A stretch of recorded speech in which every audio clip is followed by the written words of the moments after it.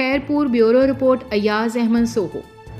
خیرپور امیر شاہ چوک پر 6 سال قبل 11 ربیع الاول کے روز ریلی پر فائرنگ کر کے 3 لوگوں کو شہید کیا گیا تھا، جس کا مقدمہ کوٹ ڈیجی تھانہ پر درج کیا گیا تھا۔ مقدمہ میں جوابدار پریل شاہ،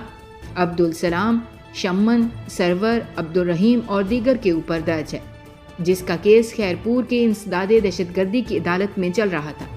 جس میں نامزد جوابداروں کو آزاد کر دیا گیا ہے، جن کی جانب سے ورثہ کو سنگین نتائج بھگتنے کی دھمکیاں دی جا رہی ہیں، جس میں ہمیں ڈر ہے کہ جوابدار ہمیں قتل کر دیں گے،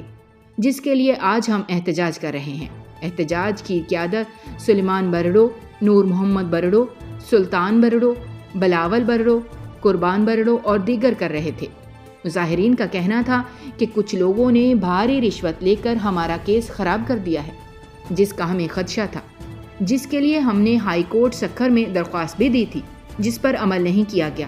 ہمارے کیس کی شفاف انکوائری نہیں ہوئی اور وہاں کے لوگوں نے بھاری رقم لے کر جوابداروں کو آزاد کر دیا گیا ہے، جن سے ہم کو جانی نقصان کا خدشہ ہے۔ انہوں نے چیف جسٹس آف پاکستان اور چیف آف آرمی اسٹاف، وزیر اعظم پاکستان، وزیر اعلیٰ سندھ، آئی جی سندھ سے شفاف انکوائری اور انصاف کی اپیل کی ہے۔